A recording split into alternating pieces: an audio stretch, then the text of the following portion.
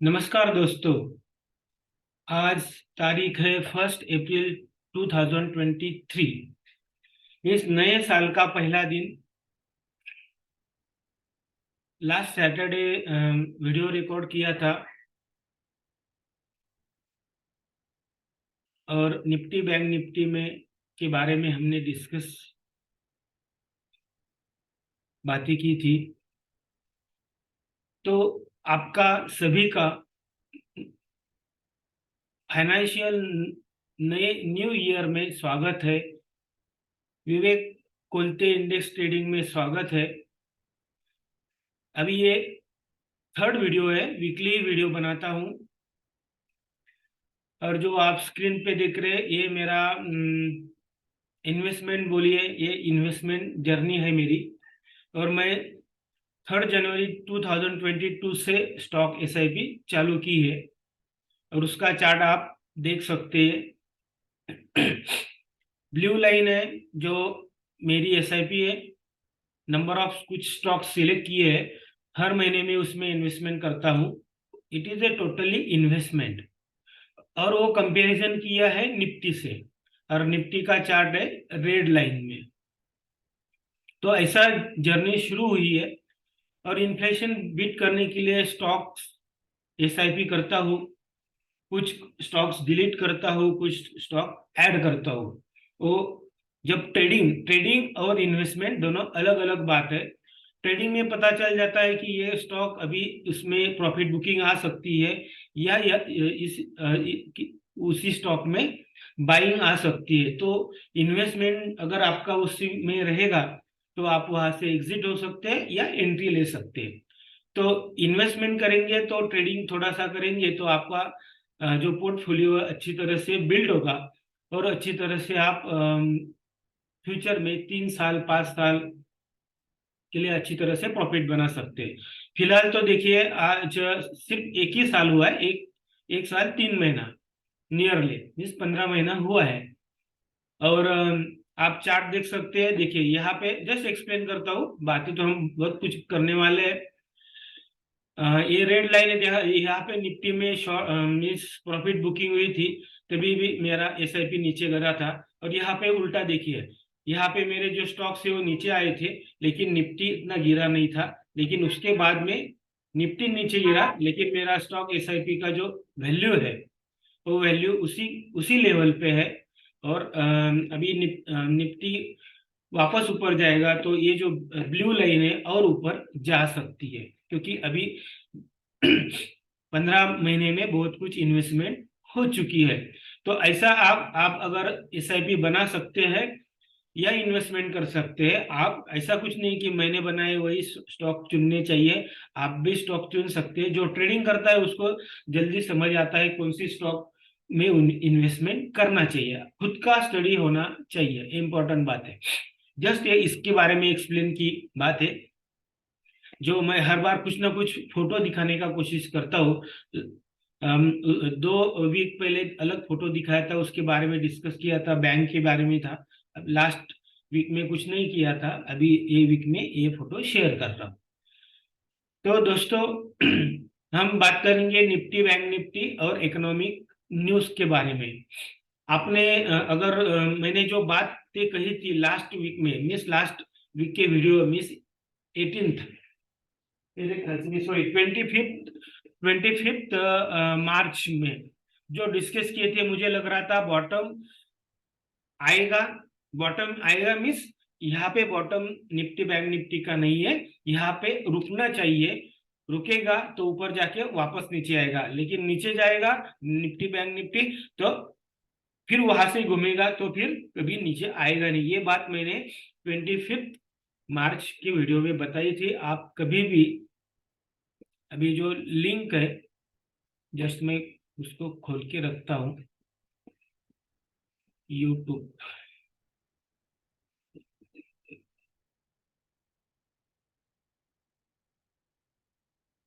Just एक जो channel है उसके बारे में।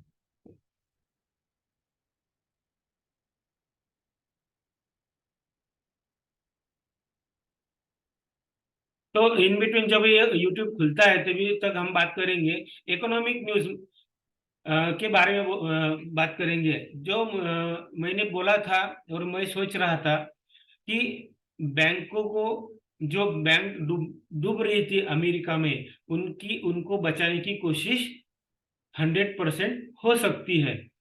तो आपने देखा तीनों बैंकों को मिस बचाने की कोशिश की गई अमेरिका के तरफ से। ये जो विवेक कोलते इंडेक्स ट्रेडिंग है, यहाँ पे मैं वीडियो पोस्ट करता हूँ। तो ये 25 मार्च का वीडियो है और ये 18 मार्च का वीडियो। उसके पहले मैं 6 महीना या 10 महीना वीडियो नहीं बनाता था। अभी वीकली चालू किया है और वीकली ही बनाऊंगा, डेली पॉसिबल नहीं हो सकता है। तो हम डेली चार्ट पे ही बात करेंगे और डेली चार्ट पे बात करेंगे और वीकली एनालिसिस जो हुआ है और जो होने वाला है उसके बारे में डिस्कस करेंगे। तो दोस्तों, अमेरिका ने उनकी एसवीबी बोलेंगे, क्रेडिट स्विस बोलेंगे, या फर्स्ट बैंक बोलेंगे, रिपब्लिक बैंक बोलेंगे, उसको उनको बचाने की कोशिश की। वैसे स्टेटमेंट आए उनके फेड बैंक से या उनकी जो फाइनेंस डिपार्टमेंट पॉलिटिकल हिसाब से मिस एलन की तरफ से। तो ये बात हुई। जो ऑयल की पॉलिसी थी उसमें तो कुछ हुआ नहीं ज्यादा। आपने भी देखा कुछ कुछ भी नहीं हुआ, नॉर्मल पॉलिसी थी। हमारी पॉलिसी नेक्स्ट वीक में आरबीआई की पॉलिसी है। उन्होंने ब्याज दर, मैंने भी बोला था, वो इंटरेस्ट रेट बढ़ाने वाले हैं, उन्होंने बढ़ाए जो उन्होंने फिक्स किए थे। यूरोपियन बैंक मिस ईसीबी ने भी 0.5 उन्होंने बोला था, उतना ही रेट बढ़ाए। मिस उनका रेट बढ़ाने का सिलसिला जो उन्होंने तय किया है वो फिक्स है, उसमें कुछ चेंजेस करने वाले नहीं है। जब वो बोलेंगे कि हम अभी सोचेंगे कि बढ़ाना या नहीं बढ़ाना है, तब मार्केट में और अपसाइड मूव आ सकती है। लेकिन तब तक जो भी ऐसे बैंक रहेंगे या दूसरी चीजें होगी, अभी वॉर के बारे में तो कुछ बोलता नहीं हूँ। मैंने अपने फाइनेंस डिपार्टमेंट के बारे में बहुत कुछ बोला। अभी वो क्या बोलते हैं, एरर एरर का कुछ अमेंडमेंट लाने वाले हैं। तो ये तो चीजें होनी नहीं चाहिए। एरर रिपेयर करने का अमेंडमेंट अभी कैसे होता है पता नहीं, लेकिन ये चीजें होनी नहीं चाहिए। बहुत कुछ ज्यादा बातें की थी तभी नहीं, तभी मैंने, लेकिन अभी भी जो है वो है। तो दोस्तों, एक मिनट, ओके। तो सब बैंकों के आरबीआई, सॉरी, गवर्नर, मैंने उसी में भी बोला था, सभी बैंकों के गवर्नर बचाने की कोशिश 100% करेंगे। अगर वो करते हैं, ऐसा दिखता है, तो मार्केट घूमेगा और मैं जो बोल रहा था 17,600 की तरफ जा सकता है। और मैंने मेरा जो चैनल है, एक मिनट वो भी खुलता हूँ, जो टेलीग्राम चैनल है विवेक कुलते एनालिसिस, उसके ऊपर भी मैंने बहुत बार उसके बारे में लास्ट वीक में पोस्ट किया था। तो वो भी आप देख सकते हैं। और वही हुआ, उन्होंने उनको बचाने की कोशिश की। स्टेटमेंट आई, हमारा मंथली एक्सपायरी था, लेकिन मंथली एक्सपायरी में सबको लग रहा था कि मार्केट नीचे आएगा नीचे आएगा, लेकिन नीचे नहीं आया। क्योंकि न्यूज वैसी आई थी उनकी, मिस ग्लोबल पॉलिसी में कुछ चेंजेस नहीं थे कि उसकी वजह से मार्केट नीचे गिर सकता है। और इसलिए हमने निफ्टी बैंक निफ्टी में स्टेबिलिटी दिखी।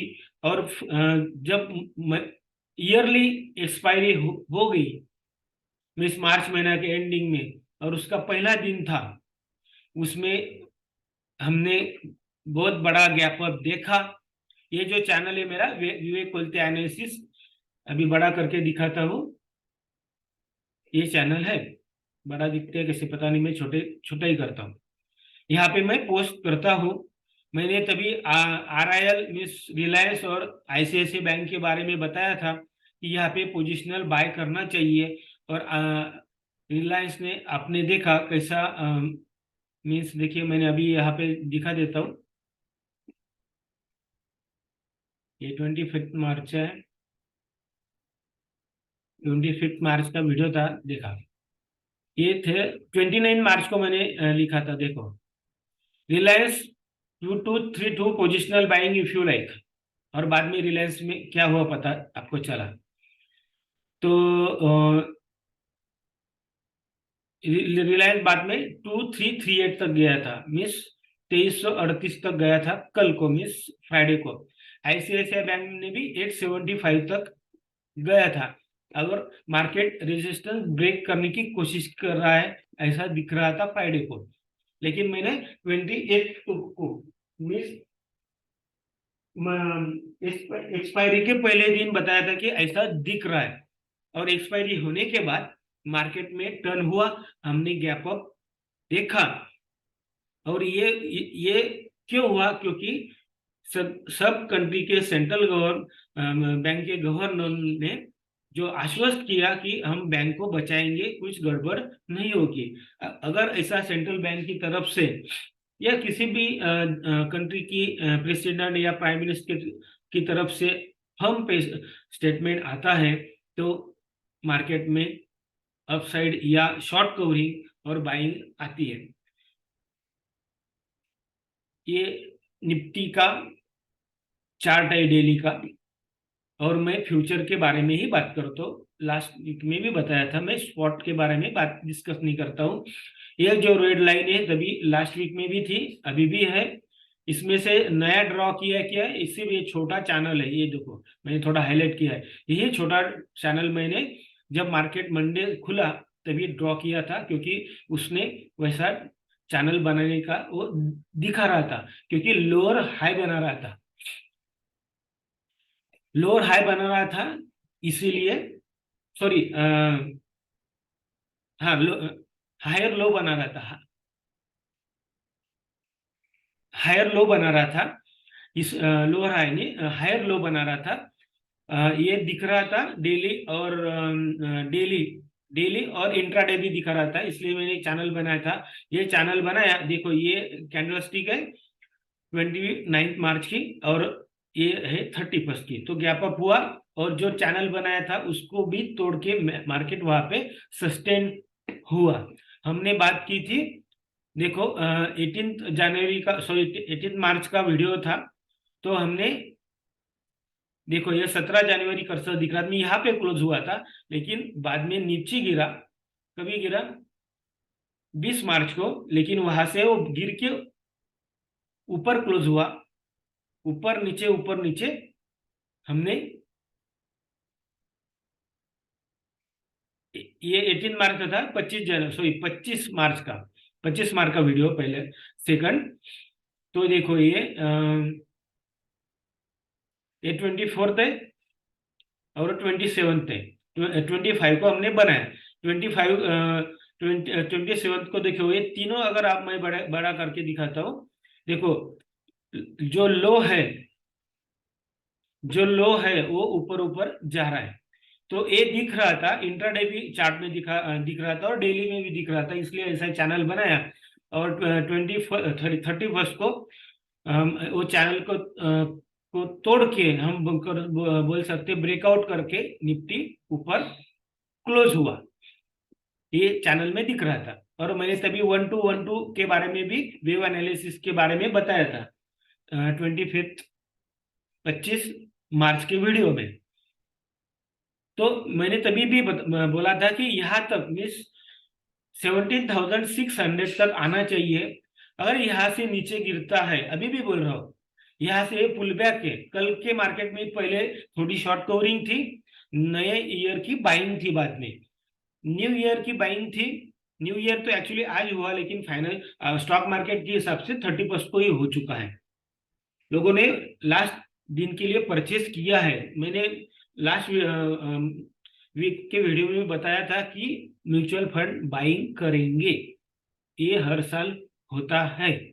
मार्केट गिरा है तो नीचे का मीन्स लास्ट 1-2 दिन में वो बाइंग करते हैं। मीन्स 31 मार्च को उनका एनएवी, उनको म्यूचुअल फंड हाउसेस का एनएवी अच्छा दिखाने के लिए, परफॉर्मेंस दिखाने के लिए वो बाइंग करते हैं। मैंने ये 18 मार्च में भी बताया था, 25 मार्च की वीडियो में भी बताया था। वैसे मार्केट ने टर्न लिया तो थोड़ी शॉर्ट कवरिंग भी थी और म्यूचुअल फंड और एफआईआई की तरफ से बाइंग भी थी। मीन्स बाइंग ज्यादा तो म्यूचुअल फंड की तरफ से थी, शॉर्ट कवरिंग सभी के पास से होगी, रिटेलर भी की भी होगी और एफआईआई की भी होगी, और एफआईआई ने थोड़ी सी बाइंग की है। अभी आज 1 अप्रैल है। 1 अप्रैल मीन्स नया साल एक्चुअली शुरू हुआ है। तो अभी यहाँ पे निफ्टी के बारे में डिस्कस करेंगे। तो ये जो चैनल हमने 18 मार्च को ही बनाया था, अभी क्या होगा देखिए, निफ्टी को रजिस्टर यहाँ पे है, देखो 17,587 में 17,600 दिख रहा है, क्योंकि ये जो बड़ा रेड कैंडल है, कर्सर दिख रहा होगा, वहां से निफ्टी गिरा धड़ाम से। लेकिन ये जो गैप हो चुका है 17,650, ये भरने के लिए निफ्टी जरूर जाएगा। ये निफ्टी जरूर जाएगा, तो निफ्टी कहाँ तक जाएगा? 17,800 की तरफ। अगर कब, जब ये जो ट्रेंड चैनल बनाया हमने, तो पॉइंट आता है 17,575, बराबर है, नियरली उतना पकड़ लो, आगे पीछे हो सकता है। अगर इस चैनल को ब्रेक करके अपसाइड में एक दिन ब्रेक किया और दूसरे दिन सस्टेन हुआ और तीसरे दिन भी ऊपर गया, तो समझ लेना कि वो 17,800 की तरफ जाएगा, बराबर है, क्योंकि हम नीचे से ऊपर जा रहे हैं तो ऊपर से रेजिस्टेंस एक्ट होगा, बराबर है, ये आपको भी पता है। तो 17,800 या 850 तक जा सकता है, हम निफ्टी फ्यूचर की बात कर रहे हैं। यहाँ पे जाने के बाद अगर यहाँ पे सेम है, एक बार ब्रेकआउट करके 2 दिन वो वहां पे खड़ा रहा, तो वापस निफ्टी जाएगा 18,150 के पास। सेम वहां पे अगर, मैंने तो लास्ट वीक के वीडियो में बताया था, अगर 18,200 क्रॉस करके वहां पे निफ्टी खड़ा रहा, तो जो भी है इन्वेस्टमेंट कर लो, क्योंकि फिर निफ्टी जाएगा 19,000 की तरफ या ऊपर जा सकता है। ये सीधी सी बात है, आप भी एनालिसिस कर सकते हैं, मैं कुछ नया नहीं बता रहा हूं, आप भी बता सकते हैं। लेकिन रेजिस्टेंस का कहाँ पे पहले आएगा? पहले ये ट्रेंड लाइन, बाद में ये दूसरी रेजिस्टेंस लाइन, और ये तीसरी रेजिस्टेंस लाइन। शॉर्ट टर्म में उसने एक अप ट्रेंड चैनल का ब्रेकआउट दिया है, लेकिन यहाँ पे गैप भी छोड़ा है। अभी अमेरिकन मार्केट या ग्लोबल मार्केट 31 था, तो वो भी पॉजिटिव क्लोज हो चुके हैं। मैंने एक चैनल पे पोस्ट किया था, टेलीग्राम चैनल था, वहां पे पोस्ट किया, मिस 31 को ही पोस्ट किया था कि आज ऐसा लग रहा है कि लास्ट का दिन है फाइनेंशियल ईयर का, तो सभी मार्केट पॉजिटिव क्लोज होंगे। तो आपने अगर आप जस्ट स्टडी करेंगे कौन सा भी रहेगा, तो सभी मार्केट ये पॉजिटिव ही क्लोज हुए हैं 31 मार्च को।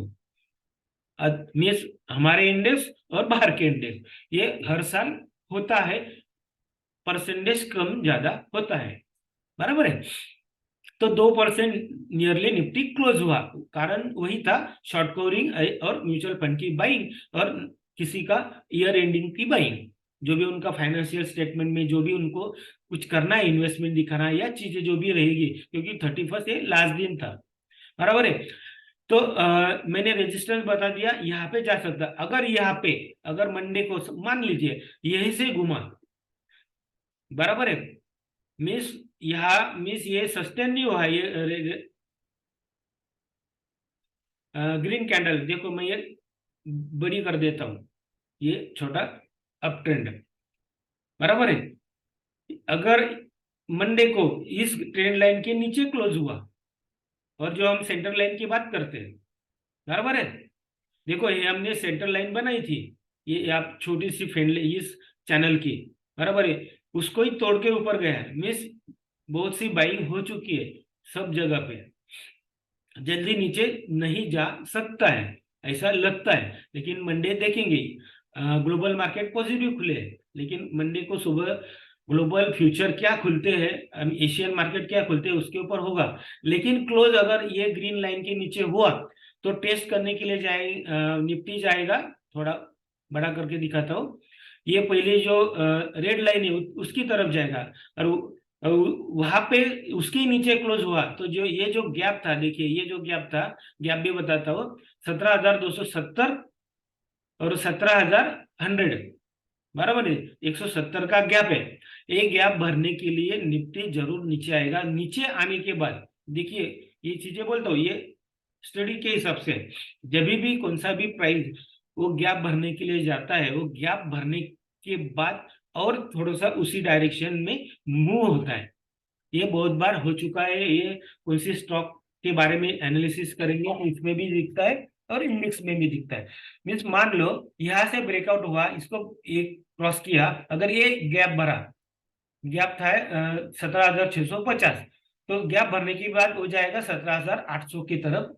उसको टच एंड गो तो करने के लिए जरूर जाएगा, लेकिन सभी बुलिश है, बाय कर रहे, एफआईआई बाय कर रहे, तो फिर 17,850 क्रॉस करके वो ऊपर रहेगा। ये होगा निफ्टी। अगर नहीं होता है मंडे या ज्यादा से ज्यादा ट्यूसडे मीन्स मंगलवार तक, सोमवार मंगलवार तो क्लियर हो जाएगा, निफ्टी ऊपर जाने वाला है, नीचे जाने वाला है। इसलिए उसी हिसाब से ट्रेडिंग करना चाहिए। और इम्पोर्टेंट बात है, नेक्स्ट वीक में 2 छुट्टी है, बराबर है। एक ट्यूसडे को भी है और मेरे ख्याल से फ्राइडे को भी है। तो ऑप्शन में खेलना थोड़ा रिस्की है। अगर आपको हेजिंग है ऑप्शन में तो खेलिए, नहीं तो प्रीमियम डीके जो थीटा बोलते हैं वो बहुत फास्ट होगा। और थीटा डीके होने के बाद आपने अगर पोजीशन कैरी की, तो पोजीशन कैरी होने के बाद नेक्स्ट डे में premium prices miss prices option की प्राइजेस जल्दी नीचे आएगी। वैसे ड्यूरिंग इंट्राडे अगर आपने ऑप्शन बाय किया और कुछ मूवमेंट नहीं हुआ, निफ्टी ने मान लो कौन सा भी खरीदा और निफ्टी में कुछ मूवमेंट नहीं हुआ, तो भी वो 5 पॉइंट बढ़ेगा, तो आपका ऑप्शन प्राइस 1 से भी बढ़ेगा नहीं। अगर दूसरे दिन छुट्टी है तो ये देख लेना। आईवी इतना बड़ा नहीं है, आईवी कम ही है। तो ऑप्शन में ट्रेडिंग करना है तो हेजिंग रखिए, नहीं तो सीधा से ज्यादा फ्यूचर में ट्रेड कर सकते हैं। मैंने भी मेरा जो ट्रेड चैनल है वहां पे बोला था कि मीन्स एक्सपायरी के दिन अभी ऑप्शन का ट्रेड होने के बाद फ्यूचर में ट्रेड कीजिए, और जिसने किया होगा बाय करके रखा होगा उसको फ्राइडे को प्रॉफिट मिला होगा। जो भी है, मैंने कैरी नहीं किया था क्योंकि मैं मोस्टली कैरी पोजीशन नहीं करता हूँ जब कॉन्फिडेंस नहीं है। तो अगर कॉन्फिडेंस रहेगा तो बिंदास करता हूँ, लेकिन उतना कॉन्फिडेंस नहीं था क्योंकि ग्लोबल मार्केट क्या बिहेव करेंगे उसका क्लियरिटी नहीं थी। लेकिन फ्राइडे को जब खुला तभी तो बाय किया हुआ है और ऊपर भी गया। और 2 बार नीचे आने के बाद 2 बार बाय हुआ। वो इंट्राडे की बात है, वो बात अलग है। लेकिन याद रखिए, फ्यूचर में ट्रेड करेंगे तो प्रॉफिट मिलेगा नेक्स्ट वीक में। ऑप्शन में ट्रेड करेंगे तो हेजिंग करना चाहिए, हेजिंग करेंगे तो at the end of the expiry date आपको प्रॉफिट मिलेगा। ये रही निफ्टी की बात। रेजिस्टेंस की बात की, कहाँ पे जा सकता है, सपोर्ट की बात की और कहाँ नीचे से सकता है। ये 2 रेड लाइन है अभी भी इंटैक्ट है। अगर ये भी है, मैंने जो यहाँ मिस ये यहाँ पे आने 17,600 की तरफ से नीचे उधर से नीचे आया तो वो फिर 16,000 की तरफ निफ्टी इजीली जा सकता है। अभी देखना है अप्रैल महीने में यहाँ पे क्या पैटर्न बनाता है, क्योंकि नई न्यू ईयर की बाइंग होगी। अगर पैटर्न के हिसाब से हमें नेक्स्ट वीक में पता चलेगा निफ्टी में क्या हो रहा है, उसके बारे में हम नेक्स्ट वीक में बात करेंगे। अभी बात करेंगे, अभी तो कुछ चेंजेस तो नहीं किए, वैसे के वही रह सकता है। देखिए, मैंने आरएसआई के बारे में बताया था। देखो, आरएसआई ने नीचे से क्रॉस कर किया है और ऊपर है। मीन्स 50 का ये जो रेड लाइन है 50 है, 50 की है। 50 लेवल में मिडल है, मिडल को क्रॉस करके सस्टेन हुआ। अगर ये सस्टेन होता है यहाँ पे जिगजैग पे इधर ही खड़ा रहता है 50 के ऊपर, तो मान लेना हम 17,800 के ऊपर भी आराम से जा सकते हैं। मीन्स 2 इंडिकेशन है। और आप मैंने पहले वीडियो में भी बताया था, मैं सिंपल एनालिसिस रखता हूँ। और सिंपल एनालिसिस करने के बाद सिंपल ट्रेड करेंगे तो प्रॉफिट अपने को आपको ज्यादा होगा। ज्यादा इंडिकेटर यूज करेंगे तो हम कंफ्यूज ज्यादा होते हैं, और ट्रेडिंग करने का जो डिसीजन रहता है कब एंट्री करने का और कब एंट्री एग्जिट करने का, उसमें बहुत बार दिक्कत होती है। मैं एक्सपीरियंस से बोल रहा हूँ। ज्यादा इंडिकेटर यूज करोगे तो डिसीजन लेने के लिए दिक्कत होती है। कम इंडिकेटर यूज करेंगे तो डिसीजन फास्ट ले सकते हैं। और हम जब इंडिकेटर यूज करते हैं तो प्राइस एक्शन तो हम अभी भी डिस्कस कर रहे हैं, अभी भी बैंक निफ्टी के बारे में भी डिस्कस करने वाले हैं। तो लास्ट मैंने दो पहले जो वीडियो थे उसमें डिस्कस किया था। ये देखो, ये हाईलाइट हुआ, ये green down channel, green line का ये दूसरा चैनल, उसके सेंटर लाइन देखो, ये सेंटर लाइन, ये सेंटर लाइन। लास्ट वीक में क्या होता, देखो यहाँ पे सपोर्ट लिया बराबर, देखिए सेंटर लाइन को सपोर्ट करके ऊपर गया। ऊपर आने के बाद उसने इस सेंटर लाइन को, जो रेड रेड लाइन है, इसको मैं थोड़ा डार्क कर देता हूँ, ज्यादा बड़ा कर देता हूँ तो समझ में जल्दी आएगा। डैश कलर दूसरा चेंज करना पड़ेगा।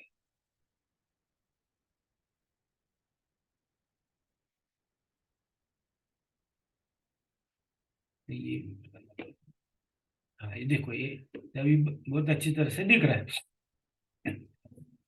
तो देखिए दोस्तों, इस रेड लाइन को जैसे देखो, मैं थोड़ा सा बड़ा करके दिखा, देखो बैंक निफ्टी ने एक्सपायरी के दिन ही तोड़ा था इस रेड लाइन को। तो नेक्स्ट कॉल क्या होगा, दूसरे दिन अगर सस्टेन होता है तो बाय करना, लेकिन दूसरे दिन उसने बहुत बड़ा गैप अप कर दिया, और जो चैनल, जो ये शॉर्ट टर्म चैनल बनाया था मैंने, उसी चैनल, देखो ये मैं बड़ा करके रखता हूँ, इस चैनल को ब्रेकआउट करके बैंक निफ्टी भी बराबर रेजिस्टेंस की तरफ, जैसे निफ्टी उधर ही है वैसे बैंक निफ्टी भी ज्यादा बुलिश दिख के, कंपेरिजन टू निफ्टी कंपेयर करेंगे तो बैंक निफ्टी ज्यादा बुलिश है निफ्टी से, और ये नियरली रेजिस्टेंस की तरफ, आर की तरफ है। निफ्टी में आर थोड़ा सा ऊपर है। तो यहाँ पे रेजिस्टेंस कहाँ पे आता है, देखो 41,100, सीधे से वहां से निफ्टी गिरा, सॉरी बैंक निफ्टी गिरा था। हमारा चैनल का भी देखो, ये बड़ा चैनल, देखो ये हम नीचे का चैनल छोड़ देंगे, क्योंकि नीचे का चैनल ब्रेकआउट करके बैंक निफ्टी ऊपर है। अभी ये हम ऊपर के बड़े चैनल में, ये बड़े चैनल में जो शॉर्ट टर्म चैनल है उसको भी ब्रेकआउट करके ऊपर खड़ा है, बैंक निफ्टी ऊपर है। अभी मंडे को वही होगा जो निफ्टी के बारे में बताया था, कि इस चैनल को अगर ब्रेकआउट करके ऊपर रहा बैंक निफ्टी, तो ये जो गैप है भरने के लिए ऊपर जाएगा 41,900 की तरफ, या 41,000, ये जो ये है 41,777, मीन्स 41,800 पकड़ लो, यहाँ तक बैंक निफ्टी जा सकता है। एक स्पाइक तो आती है, आपको तो पता है बैंक निफ्टी में। तो मंडे और ट्यूसडे को देखना है, जैसे निफ्टी के बारे में बताया, इस ग्रीन लाइन को ब्रेकआउट करके 2 दिन वहां पे रुका तो बैंक निफ्टी भी जाएगा 41,200, सॉरी 42,000 की तरफ। और निफ्टी का तो मैंने 18,200 के ऊपर बताया है, वो पहली बात हो चुकी है। और यहाँ पे भी बैंक निफ्टी में इस 41,000, सॉरी 42,000 के ऊपर सस्टेन रहा तो बैंक निफ्टी वापस 44,000 की ऊपर जा सकता है, क्योंकि बड़े चैनल में जो अलग पैटर्न बन सकता है। और मैंने बोला था कि wave analysis, wave pattern bank Nifty में नहीं बन रहा है, लास्ट वीडियो में बताया था।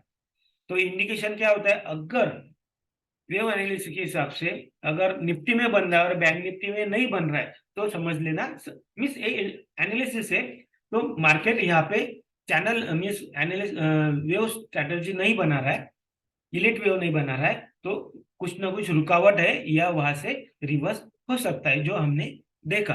तो यहाँ पे सिर्फ एक डाउन चैनल था, डाउन ट्रेंड चैनल था, वेव एनालिसिस के हिसाब से ABCDE या 1 2 3 4 नहीं था, जो निफ्टी में अभी भी इंटैक्ट है। लेकिन 17,600 के ऊपर अगर निफ्टी गया तो वेव एनालिसिस वहां पे खत्म होती है, उसके बारे में मैं डिस्कस करूंगा, क्योंकि वहां पे ई कैसे खत्म होके अप ट्रेंड चैनल हुआ, क्योंकि वहां पे दिखता है, जो रिलायंस में भी दिखता है। इसलिए मैंने रिलायंस का बाय और ICICI के बारे में बताया था, जो मैंने अभी पहले दिखाया कि यहाँ पे बाय करना चाहिए। तो ये रहा रेजिस्टेंस और सपोर्ट। वही अगर यहाँ इस जो ग्रीन चैनल है, इसको अगर मंडे और ट्यूसडे, ट्यूसडे को छुट्टी है तो वेडनेसडे पकड़ लो, तो इसके नीचे रहा बैंक निफ्टी, तो इस रेड लाइन की तरफ जाएगा, वहां से नीचे आएगा, फिर ये गैप भरने के लिए बैंक निफ्टी नीचे आएगा। अगर नीचे आता तो मान लेना मिस क्या होगा, मंडे को ये गैप अप होगा, इसको टच टच एंड गो करके वैसे नीचे आ सकता है, टच करके। अगर ऊपर जैसे कल में चैनल ब्रेक करके ऊपर ही रहा, वैसे अगर मंडे रहता है तो बात अलग है। अगर वैसे नहीं रहता है तो मान लेना कि हम वापस 38,000 की तरफ या 39,000 की तरफ आएंगे। अगर यहाँ आते हैं तो ये दो बड़े चैनल है, वहाँ हमारे पहले से ही हमने ड्रॉ करके रखे, वहां तक जा सकता है। और जो मेरा जो इंटेक है 36,700 और 100, ये कभी भी आ सकता है, वो न्यूज पे आएगा। और सभी बुलिश, मैंने तो उसके बारे में चैनल में बताया था, सब बुलिश होंगे तभी बैंक निफ्टी सबको झटका देगा। और कोई भी ऐसी सडनली निगेटिव न्यूज आएगी तभी बैंक निफ्टी तो पहले झटका देगा।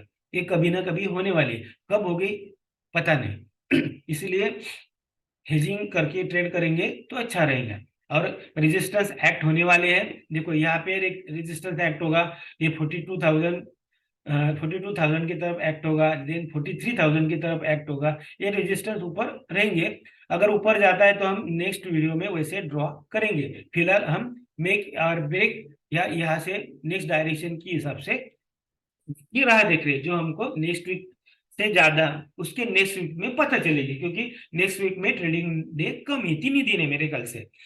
सोमवार को है, बुधवार को है, गुरुवार को है, बस 3 ही दिन है, क्योंकि फ्राइडे को वापस छुट्टी है। 3 ही दिन ट्रेडिंग दिन है, तो हिसाब से उतना हमको क्लियर डायरेक्शन नहीं मिलेगा। तो अगले वीक से उसका अगले वीक, उसमें हमको एग्जैक्ट निफ्टी बैंक निफ्टी का डायरेक्शन पता चल सकता है। तो ऑप्शन के बजाय फ्यूचर में ट्रेड करेंगे विथ हेजिंग। आपको पता है फ्यूचर में ट्रेड करना है तो हेजिंग कैसी की जाती है, और ओनली ऑप्शन में करेंगे तो कैसे हेजिंग करनी है आपको सबको पता है। उसके हिसाब से आप ट्रेड कीजिए। ये निफ्टी बैंक निफ्टी के बारे में मैंने डिस्कस किया है। देन ये तो निफ्टी बैंक निफ्टी के बारे में। तो दोस्तों मैंने जो बताया है, मैंने ये चैनल है, वापस बताता हूँ, यहाँ पे मैं पोस्ट करता हूँ। विवेक कोलते चैट बोल के ग्रुप है, वहां पे भी किसी का क्वेरी रहेगा, उसके क्वेरी के हिसाब से मैं, देखो ये चैट है, यहाँ पे मैं किसी का क्वेरी रहेगा तो उसके बारे में डिस्कस करता हूँ, जो भी मेरे व्यू रहेंगे। और लास्ट टाइम भी बताया था, मेरे और आपके व्यू, और आप किसी के और को फॉलो करते हैं, अगर मिलते हैं तो उसी डायरेक्शन में ट्रेडिंग या इन्वेस्टमेंट कुछ भी रहेगा, पोजीशन कंफर्म है। अगर उसमें कुछ मिसमैच होता है रेशो के हिसाब से, तो वैसा भी आपकी ट्रेडिंग साइकोलॉजी होनी चाहिए। तो क्या होगा, लॉस कम होगा, जितना आप लॉस कम करेंगे उतना आपका बेनिफिट हो सकता है। आईसीआईसीआई और उसके रिलायंस के बारे में बताने वाला था, लेकिन अभी उसके बारे में ऑलरेडी ब्रेकआउट हो चुका है, उसके बारे में लेवल मैंने बताई है, उसके बारे में मैं डिस्कस, कभी कोई किसी स्टॉक आएगा बाद में तो उसके बारे में डिस्कस करेंगे। तो ओवरऑल क्या है कि वो लोग बैंक को संवारना चाहते हैं, रेट बढ़ाना चाहते हैं, इन्फ्लेशन बढ़ रहा है, आज 1 अप्रैल हो चुकी है और मैंने बताया था इन्फ्लेशन बढ़ रहा है, महंगाई बढ़ रही है। आज 1 अप्रैल में जाके देखो मार्केट में किस किस के भाव बढ़े है, बताने की जरूरत नहीं है। इंश्योरेंस में जीएसटी, ये अभी भी मेरा पॉइंट है, लगना नहीं चाहिए, क्योंकि अगर लगना चाहिए लगना चाहिए तो किसी का भी जो भी व्यू रहेगा, आप पर्सनल चैट भी कर सकते हैं, और हमारा चैट ग्रुप है वहां पे भी आपका व्यू बता सकते हैं। हो सकता है कि मैं जो सोच रहा हूँ इंश्योरेंस, जीएसटी ऑन इंश्योरेंस, मैं सोच रहा हूँ वो अलग रॉन्ग डायरेक्शन है। तो आप अगर किसी को ज्यादा पता रहेगा तो बताएंगे तो मेरा व्यू क्लियर हो सकता है, ताकि मैं मेडिकल इंश्योरेंस ले सकूं। क्योंकि मैंने मेडिकल इंश्योरेंस रिन्यू नहीं की है, क्योंकि मैं मेडिकल इंश्योरेंस 2001 से भर रहा हूं।